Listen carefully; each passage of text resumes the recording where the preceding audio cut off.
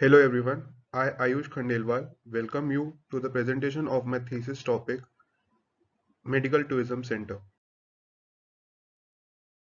Before moving on to the details of the project, let us first see what do we mean by medical tourism and what is its importance. Medical Tourism Center is basically tourism created for health purposes where people can travel domestically or internationally. It will create higher savings, there will be no wait list, it will provide higher quality treatment and people will get access to the latest technologies. Next question that arises is why do we want a medical tourism center in India? It is 40 to 80% cost saving, higher qualified doctors and caretakers, advanced technology treatments, international accredited medical facilities, fluent English speaking medics, no waitlisting period, rich traditional therapy, combined holiday business trips. These factors make India a prime destination for medical tourism. Moreover, India also provides medical visas on arrival for its international patients. In 2019 alone, India's medical tourism sector was estimated to be worth 45 crore rupees and almost 5 lakh patients traveled to India for healthcare facilities. Now we will move on to our target user/patient for the project. Upon seeing the world map, we see that USA doesn't have a unified medical system, which makes the cost of services very high. This high cost makes people look for a cheaper option. Next, we see Europe, which has a unified healthcare system, but here the constraint is the waiting period, which is sometimes as long as 6 months. On the other hand are the African and Middle Asian countries which doesn't have major technological advancement that limit the availability of services in these regions. The next best option is India, which is our destination for medical tourism. We will now move on to the need for a medical tourism center. There are mainly five needs. Convenience. The idea to have major facilities like rooms, restaurants, general stores, prayer halls will make it convenient for the people inside the medical tourism center. Security. The idea is to ensure that there will be no misunderstanding during transactions. Comfort and accessibility. The need for people to not travel far and not to have any language barrier makes accessibility and comfort as important needs. Savings. India's healthcare expenses are less expensive than others, which makes savings an added advantage. Site analysis. The first image on the top left, that is the land use plan, is the site zoning of Gurgaon. The site is located in Sector 44, which is public and semi-public area. The second image is the plot zoning of Sector 44. The site is marked in blue. The third image is the site dimension and road hierarchy. Here we see that the south road is the primary road and the longest length of the road is on the tertiary road of 410 meters. SWOT analysis. The strength of the site is that it is easily accessible and surrounded by roads on all the sides. It has a good connectivity, being near to the main city. The weakness is the nearby rural area, which is unauthorized. This might create an unhealthy environment. Also, the pointy end of the site is not much usable. We have a potential opportunity for the site to be a major health facility provider. It is well connected to the neighborhood and has good transport facilities. There is a threat of unauthorized houses that can interrupt in the development. Also, it is important to take care of the vehicle movement without disturbing the road network. And the IGI airport is only 30 to 40 minutes from the site location. Also, the Gurgaon railway station is only 25 to 30 minutes away. The nearest metro station is the Huda city center, which is only 5 minutes away. There are four major hospitals in 2 kilometer radius, namely Fortis, Max, Paras and Artemis Hospital. There is also a fire station and two police stations within 2 kilometers from the site. Additionally, there are two bus stops within 500 meters of the site. The area of the site is 15 acres and a FAR of 150 was provided by the Haryana government, with no height restrictions and a ground coverage of 25%.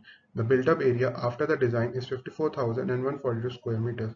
Also, area of approx 900 square meter was left for the future expansion.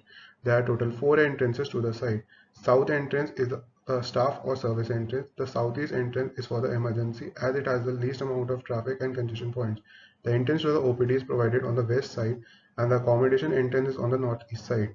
The site is divided into two parts. The northern part is the accommodation area and the southern is for the hospital area. There are total 6 ramps to enter the two basements located under each building. The first block is the hospital, which is divided into 10 major departments: ICU, emergency, imaging, labs, OT, IPD, admin, OPD, pharmacy, and the food court. The basement consists of all the major services required to operate the hospital, including the morgue. The nuclear and radiology department is also located in the basement, as walls with thickness of more than 1 meter are provided to protect from gamma rays. The ground floor consists of the main entrance, the emergency department, OPD, pharmacy, and the food court. The diagnostic department is situated between the OPD and emergency as both require it to function more efficiently. The second floor has all the labs and blood bank in addition to ICU and the OPD. The third floor has operation theater in addition to ICU and OPD. There are three major entrances to the hospital building. The north entrance is the main entrance which can be accessed by both east and west sides. The inquiry and the admin department is placed near the main entrance. The admin department also has a lecture hall for medical students and for seminars.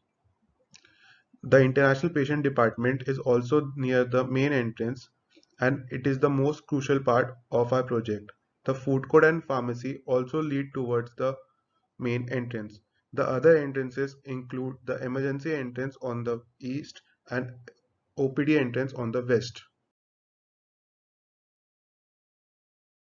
There are three special parking bays. The first one is for the ambulance of the emergency department. The second one is for the morgue and the last one is for the pharmacy for loading and unloading purposes. The pharmacy and the morgue bays are hidden to avoid any hindrance in the movement of the traffic.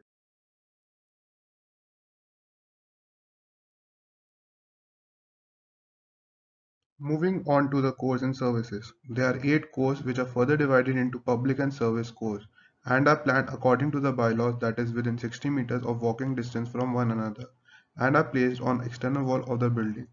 Toilets are placed in a single profile to avoid any piping complications.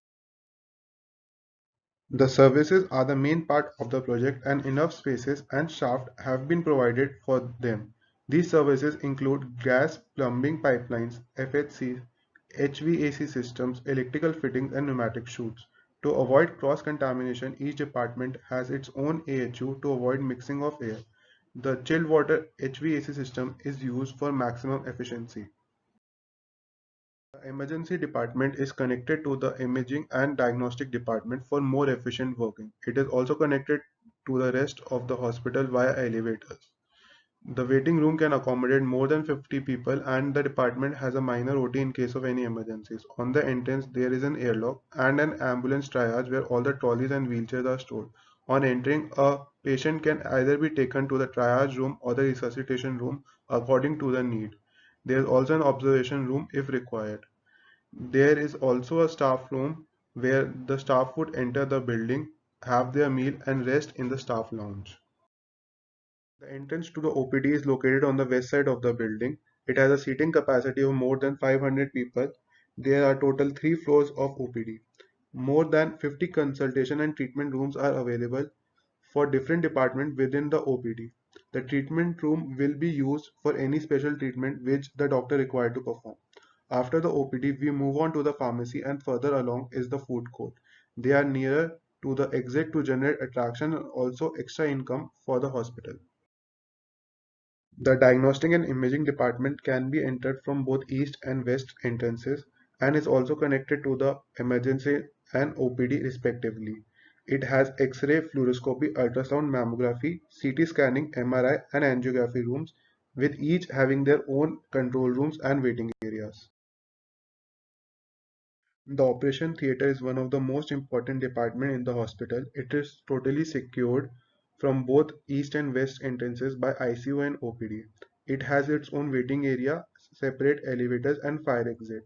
The corridor is secured and totally clean. It has four major and four minor operating rooms. A scrub room and a prep room is shared between two ORs. After an operation, the patient can enter the recovery rooms. There is also a library for doctors to learn more about healthcare systems and facilities, and they can also have discussions regarding their patients. The ICU has four staff stations and the waiting area for more than 100 people at any given time. It is connected to four cores. There are 100 patient beds, including negative pressure rooms and separate room for much critical patients. The IPD has six wings divided into three floors.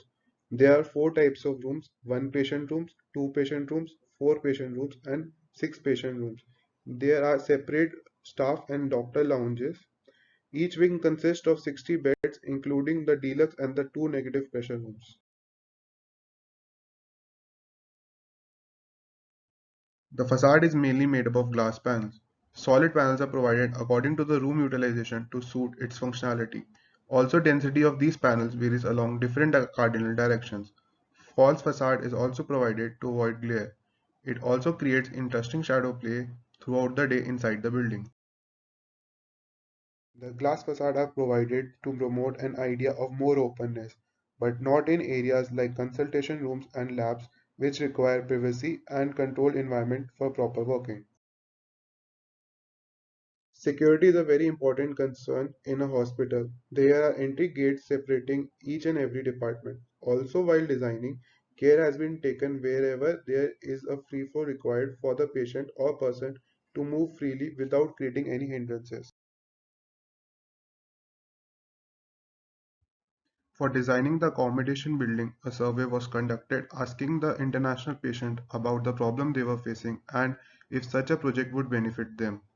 The blocks on the top three floors on the north and south side were removed from the first iteration to get a better sunlight and wind direction in the green courtyard placed above the third floor.